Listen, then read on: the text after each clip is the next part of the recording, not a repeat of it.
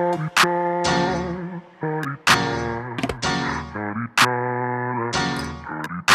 out the way. Who got a watch? Who got the time? I'm raising the clock. Even in my feelings, grind don't stop. Got big dreams, want big rocks. I got plans, you got talk. Heard it's real cheap, but it's really gon' cost. I'm tryna get these ends, building empires with my friends. I'm about handling my business. No time for stress over bullshit. You think success is an option? I'm tryna get this shit poppin' like woo. Big moves, my rules. Y'all heavy on the tweeting. I'll disappear a whole season like woo. Who said they looking for me? I'ma make you. Hey, DeMarie TV family. So everything I say is alleged. It is in my opinion, and it is for entertainment purposes only. So today we're going to be reviewing Carlos King's interview of Lernell and Christopher Fletcher on Reality with the King. So when the interview first starts, Nell is already taking shots because she's nervous about what Carlos is going to ask her. And so her and Chris are kind of just hesitant to dive into the interview, but you know, in true Carlos fashion, he warms them up and they get started. And he starts by asking them, how does it feel to have such a great reception, or that most of the Love Marriage Huntsville fans are super happy about them being on the show. And honestly, in my opinion, they have had a great reception to the show. No matter what people's opinion it is, I think everyone's excited to have something new to talk about and have something new to comment on. I feel like the Fletchers have come onto the show and they have really put 100% in. And because of that, we now have more things to look forward to when we review the show. I think this couple is exactly what we thought we would see when we talk about Love and Marriage Huntsville. I think they're a better fit more so than the Scotts or Stormy or Tiffany and Lou. You know, Tiffany, Lou, the Scotts, Stormy could have pulled this off. You know, she could have pulled this off if she had chose a different route, but she didn't. And now she's kind of blew up her own spot. But the other couples don't really give, you know, they don't really give much as far as Black excellence, in my opinion. This couple does. And they're relatable. And they're open to sharing their experience, because if you're going to be on reality TV, you might as well be transparent, because trust me, there's nothing new under the sun, and it ain't nothing you can tell us that we don't already know. And people get pulled in more when they can relate to what you're talking about. And I can relate to the Fletchers. I can relate to the situations that they speak of. And so I'm engaged, and that's how it works. It works so much that I was shocked to hear Carlos say that Lernell was trending on Twitter. So that's gotta be, you know, so crazy to them at their age to step into this reality show, and then it's a hit. You know, it works so much so that they're trending on Twitter, you know. So I'm excited for them. Lernell expressed that she was nervous about coming on because she didn't know how she would be received and perceived by the public. She didn't know if people would like her. And Chris has a different perspective of it all, but you know, Fletcher has been on Instagram and stuff dancing for a minute, so he knows that some people are going to like you, some people are not going to like you. That's just how the cookie crumbles. But he felt more comfortable about coming onto the show because he just knows how this thing works. Everyone's never going to love you, period, and somebody always going to have something to say. That's just the world we live in. But he felt like they were relatable and they had a really nice family, you know, beautiful children, and he was more open to sharing that with the public than Lernell was. And so Lernell's the holdout. This is why we haven't seen them on the show prior to, because I guess they were just waiting for her to get comfortable to come on the show. They start talking about the women already checking for their kids. This is just crazy. So Carlos is telling Nell that, you know, women have been inquiring about their oldest child, Lance, who was the young, he's a young man. He was sitting at the end of the table in the yellow shirt with the braids. And Nell says that she's been getting people inboxing her about her youngest son, Chris, who was sitting across from her at the table. So that, I think that was hilarious. And then Carlos asked her, well, have they been checking on Fletcher? And she said, oh, they think he fine anyway. They want him anyway. But you know, they have a gorgeous family, good looking kids and nieces, and it's just a beautiful family all together. All of the kids are very beautiful. And so it's nice to see, them together as a family, whatever issues are involved. Every family has issues, but it's a really beautiful family. And Carlos asked Chris, we don't do that anymore, do we? About cheating. And Chris says no. And they just kind of laugh it off. And then they talk about, because Chris says, I have all this. And he kind of points to Nell and saying that she looks good. And she really does look amazing.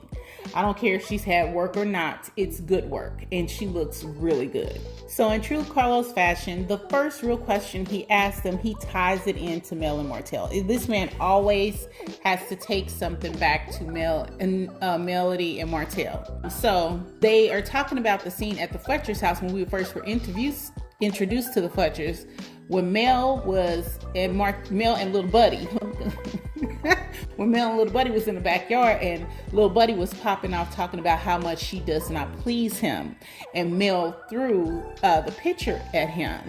And Chris is saying that people always ask him, was that scene staged? And he's saying, no, these are real scenes. And they said Mel tore the backyard up.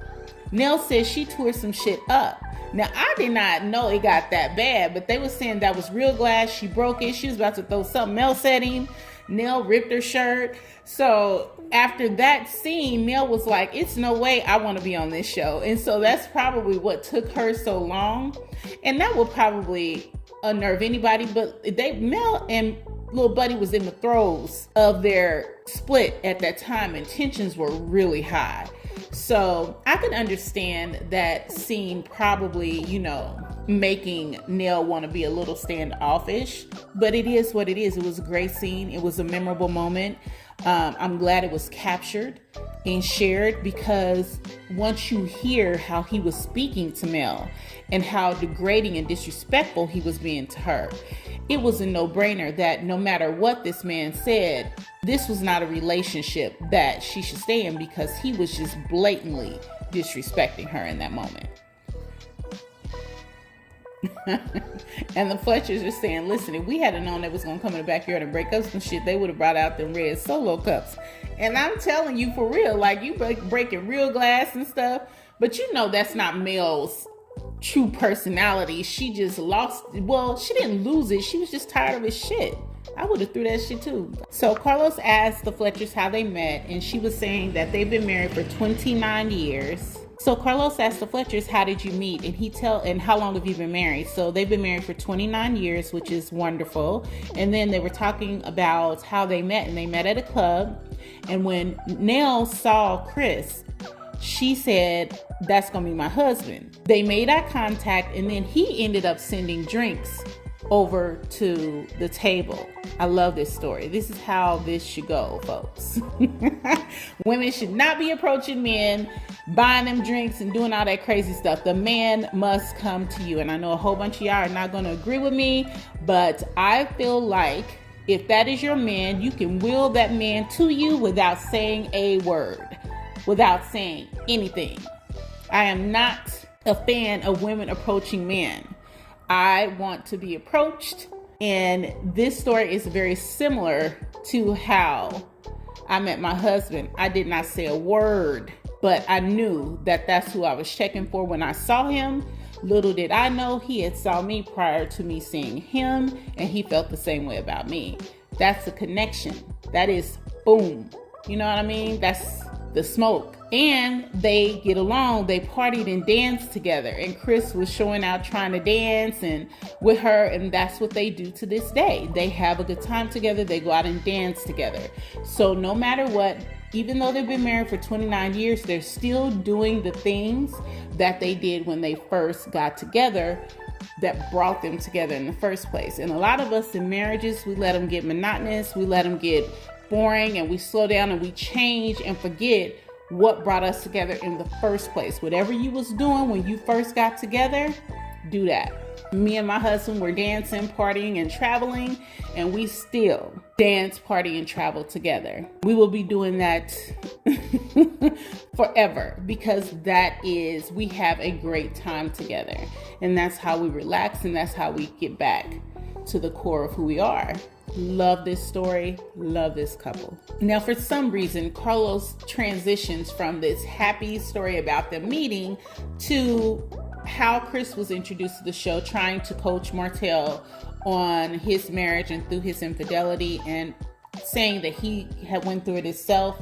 So Carlos feels like, you know, infidelity is super relatable, and that is what keeps everybody coming back to Martell and Melody and keeps everyone interested in them, is because they watch them go through this infidelity, and that's why they're invested in both people.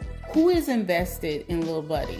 Are you invested in Martell? I'm not invested in Martell, but I just had to ask that question. I don't know why Carlos thinks people are invested in Martell for that reason. I don't know. But anyway, he gets the Fletchers to talking about their infidelity.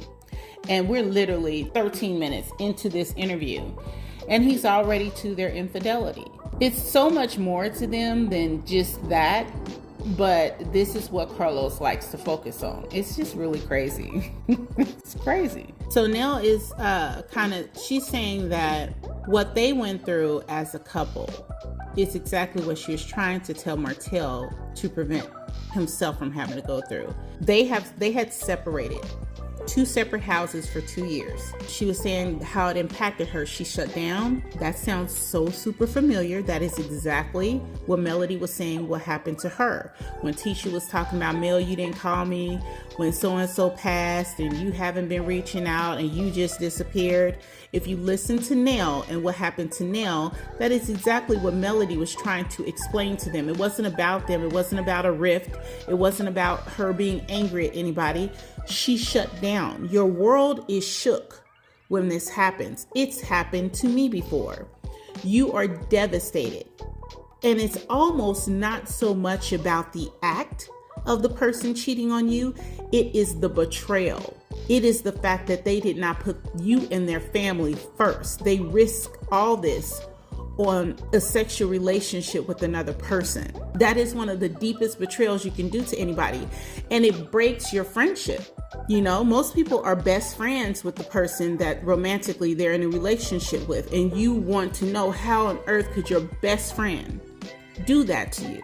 So I completely understand what she's saying and what she's talking about. She felt embarrassed. She could not function. She did not want to do anything. But then to hear that Lexi was calling her asking, where's my dad? And not only is she having to deal with herself and her children that are in the home, she's trying not to tell Lexi what's happening in the home to protect Lexi from what's going on with her dad. Which means her dad was not only neglecting his family and his wife when he was cheating, he was also neglecting Lexi, which also can enlighten us a bit on why she feels he was not there for a time period of her life. Well, he wasn't there for anybody at that time period. He was just fucking off. And that's the betrayal. And that's what's so hard to overcome.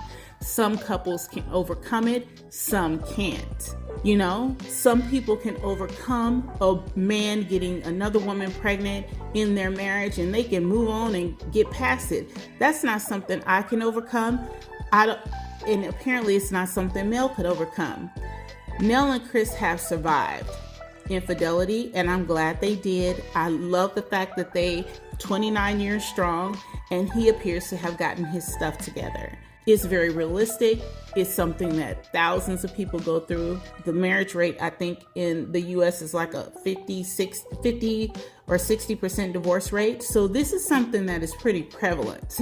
You know, this is not a foreign concept here. It's people cheating, and it's men and women. But to hear her process and what she had to go through, you can almost overlay that with what Melody was explaining she was feeling, and you get kind of a sense of this is just some of the things that people go through. But it also highlights to me how ridiculous it was for Kimmy and for Letitia and for Destiny, for Stormy, all these people to at this time try to be pulling on this woman for what their needs are versus trying to support her in her time of need. It's just crazy to me. And I don't find that to be friendship. And that's why I struggle even to this day, with her interacting with any of them, because I don't feel like they were true friends to Mel during her time of struggle. I don't feel that. And then for them to still befriend Martell, I can't get with it. And watching Nell explain this and talk about this, she is really, it is a total shift in her demeanor. This really hurt this woman. It really hurt this woman. And I think the difference in Martell and Chris, he can recognize what he did. He can recognize the damage that he's done. Like, this was very painful for her, as it was for Mel. I think it was a great opportunity for Martell to listen to someone very relatable and to fix his shit, and he missed the blessing. I don't know how you can sit here and listen to this and you're doing the same thing to your family and you have an opportunity to fix it, and you know, it's not like God wasn't sending this man angels to help him and to pull him out of a situation, and he just kept turning his back on his blessings. And so it is not a shock to anyone what Martell goes through today, why he looks so beat down, why he's walking around with this piece of trash chick that is not even, she is not even at the level of anyone he used to move in a room with. He took his own stock down by just interacting with her. When he called her a peasant and 15%, he meant that. And now he's moving with the 15%. It's just a weird thing. But when Nell and Chris are talking about this, it's very real, very much being 100% open about how this made her feel. And it looks, as he's having to listen to his actions and what he did, as if he clearly understands that he screwed up. Hopefully, he is working on making that up every day. As a person who's experienced this in their own family growing up, it is devastating. And you don't realize how long those feelings linger and cause issues into people's lives and into their adulthood. It's not something that goes away. It's a problem that lingers in the family, and it causes issues with how you interact with your parents as you become adults. It really does. I've also dealt with it in my own marriage. My first marriage was very difficult, but thank goodness I didn't have any children where I had to stay, or where I even had to think about staying. When I was ready to cut it, I cut it and I was out. And I'm very happy that I made that decision. And I'm very grateful that I've been blessed to meet someone else who is a better fit for me, who treats me with respect and loves me. And we've been married for 16 years. But this is a struggle. It is. And it's just a part of what happens in relationships. And it's not always just the men. Women cheat too. But to hear how this impacted her in her community, in her workplace, in her home, with her children, with Lexi, who is his child, and she still felt the responsibility to kind of protect her feelings and not tell her the truth about what her dad was doing. She loves this girl. She really does love her. And I never doubted that she did. It's just they have to learn how to interact with each other. And they all have to take responsibility for the fact that Lexi is going to feel like she's being treated differently, because that is just the reality of the situation. When you grow up in a household with two parents, it's almost like your brain is clocking analytics on the people that you see and interact with every day. And the minute something is off, your intuition kicks in and you're like, hey, you okay today? Did something happen? Are you all right?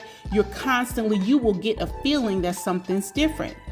Or if you're clocking, and you're not even realizing that your brain is just mapping every routine that you guys do, because you're around 24/7, you live together. That's how you know, my husband was an hour late today. It's not that you're sitting there clocking that he's late. Your brain is, hey, there's a difference in this pattern. You know what I'm saying? Something's happening that's different. And that's the way, we call it intuition. That is the way that most women start to recognize that there's a problem in their relationship. It's not because nobody told them. It's not because the man comes clean. It's because their analytics that they clock on a daily basis is telling them his patterns are changing. Something is different. what's going on here? It's little triggers to say, look over here, something is off. It's very hard for a person to cheat and you live with them every day and they're in a pattern and that pattern never change. Okay, so that is what people pick up on. And then when you, the wife, start having it out with your husband and you figure out what's going on, your children are picking up on the different patterns in you and your behavior because you're depressed.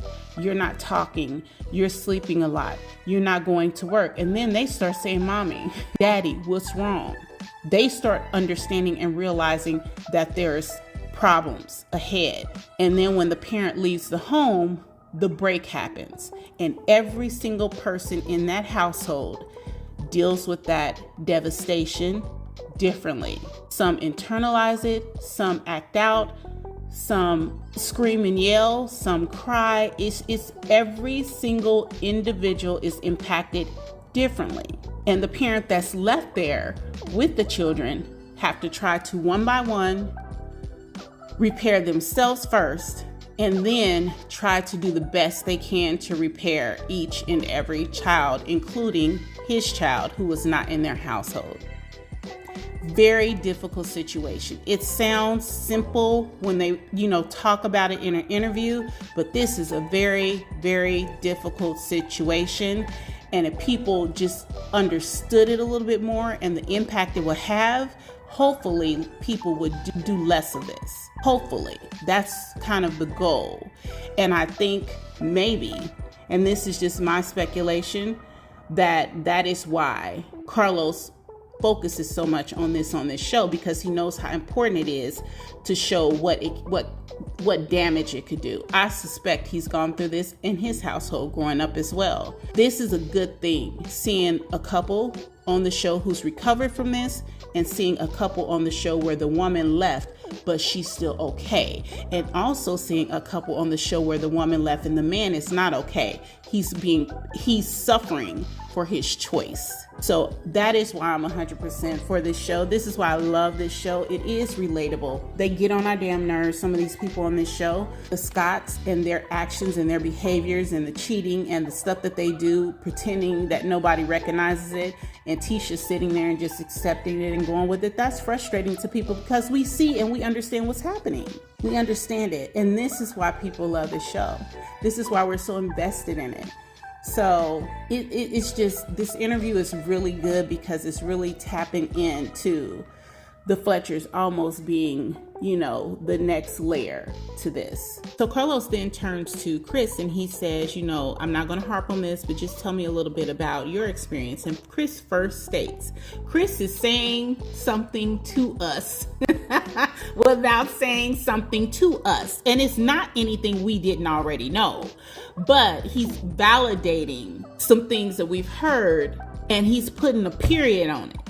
So Carlos is asking him about his experience, and he says, it takes men a little while to mature, and sometimes it's the people you hang around. Look at Carlos's face. Look at this man's face when he says that. Carlos knows exactly what he's talking about. Mel called that shit when she first came out and told everybody that he was cheating at that dinner table. She said to Tisha and Kimmy and Marceau and Maurice, Martell did not start cheating until he started hanging with y'all, and then they're gonna try to act like, oh, we not hanging, they're not cheating, whatever. When Martell told Marceau, you done had 20 women, he meant that. He was not lying. He wasn't lying. Them going out of town and hitting Atlanta and screwing all them women, that is not a lie. When he said, I know everything about us and I ain't gonna tell and I ain't gonna never tell, when he said that on that reunion, he meant it. But it didn't matter to Tisha and Kimmy because they are who they are. They're going to stay with them no matter what. And I don't care if they do. Not my problem. Not my health, not my body. But what I will say is for them all to sit there and pretend like they don't know what the hell Mel was talking about when she said it, use a lie. Now, Chris is saying the exact same thing because Chris too knows that Martell and his actions honestly had a lot to do with who he was hanging out with at the time, and that was Maurice and Marceau, period. And Carlos knows it too. That's why he got that look on his face. Then Carlos tries to bring up the fact that he heard Nell beat up the woman that Chris is messing with. But Nell stops him because she has an additional thought to follow up what Chris was stating about what it took for him to get over the infidelity. Chris says, he was talking about it just being an immature move that most men make. They do this without thinking about it because they're in areas that there are single women that they know it's going to be temptation. And then you're with a crew of men who egg it on.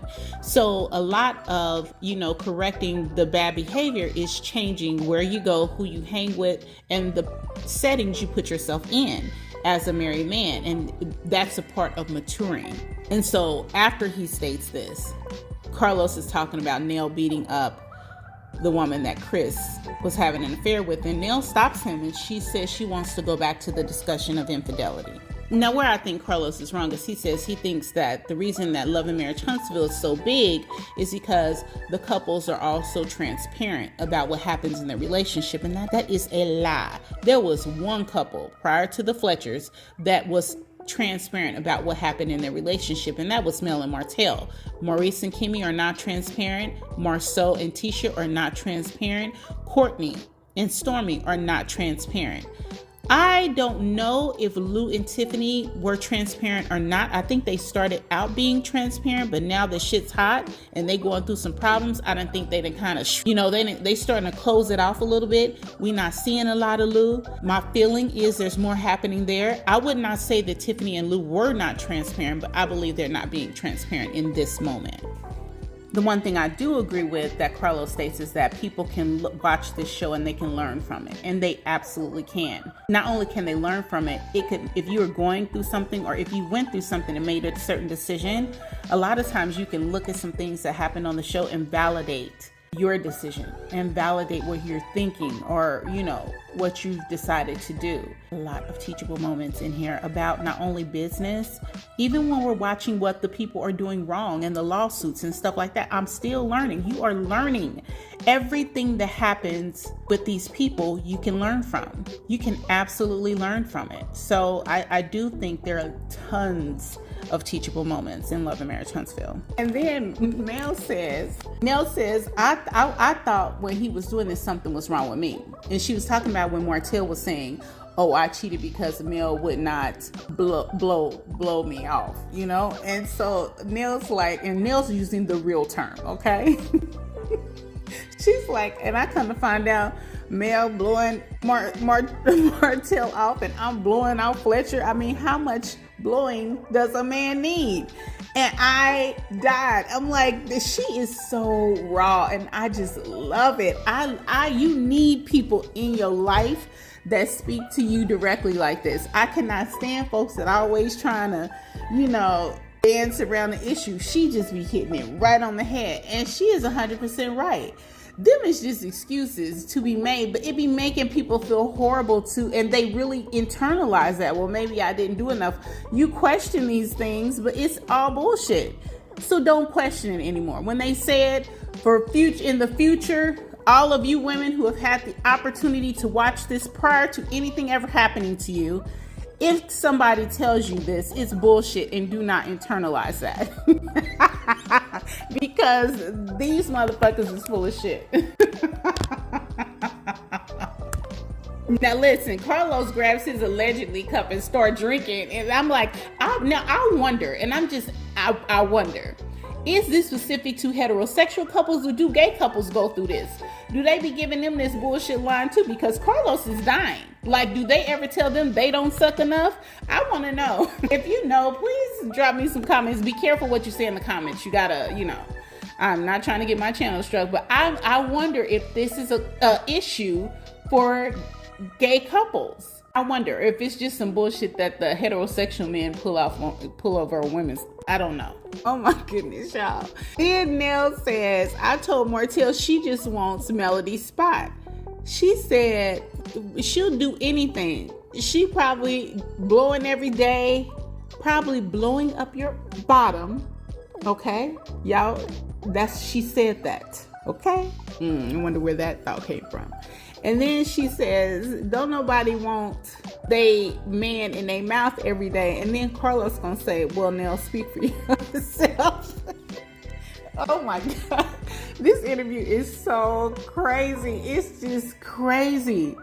It's so crazy. But I'm looking at the fact that she said probably blow up your behind too. Okay. I wonder what Nell done heard. Carlos goes back to asking Nell what happened with Nell fighting the woman that Chris was messing around with. He said, I heard you went to her door and drug her out the house and bam, bam, bam. And Nell gonna take a drink saying, listen, all this is supposed to be still. We ain't supposed to talk about that. But she was like, I know what it is and she know what it is. And I'm like, let's go, Nell. You know what? Remember when Ariane said that Melody came to her house? Nell probably told her to go get her. Then Carlos talks about coming from humble beginnings, and as parents you want to do for your children because you don't want them to struggle the way you did. And he was talking to Dr. Heavenly, and they were talking about, right now we're probably doing too much because these kids don't know anything about struggle. And he asked Nell and Chris, do they feel like they've done too much for their kids? And they both simultaneously nodded, yes. And I feel that exact same way. My kids, they get everything they want, and I know that's not. And we're trying. My husband and I right now are trying, and I get that as well. Like today, parents really go all out for their kids. They put them in sports. They do all kinds of things for their kids, and we probably are collectively as a society overdoing it with this generation because we don't want the kids to struggle the way we did. But struggle ain't got nothing to do with having the best shoes and the best clothing and the nice cars and never having to change a tire. I mean, these kids, it's different. It's so different. So another great and interesting part of this interview is when Chris and Nell are talking about that they used to play together when they was little, and they didn't even know they used to play together. And it wasn't until Chris brought Nell to meet his mom that his mom asked who her folks was, and she told him. And the mother was like, oh my goodness, your grandmother is the person who taught me how to cook. And from there on, Nell and his mother, she loved her. So that just goes to tell you too how life works. Honestly, they've come full circle. They were playing together as kids and then end up together as adults. And they're married for 29 years. That's pretty awesome. Another thing that they talked about is Nell and Martell getting into their argument. Now, I know, look, for me, I feel like Marceau, they argue too much with women, and I'm not accustomed to that. That's not how I was raised. If you are trying to have an argument with a married woman, you argue with her spouse. If you are a man, men don't argue with women. However, when Chris explains this, I kind of get it, because what he's saying is Nell and Martell have their own relationship.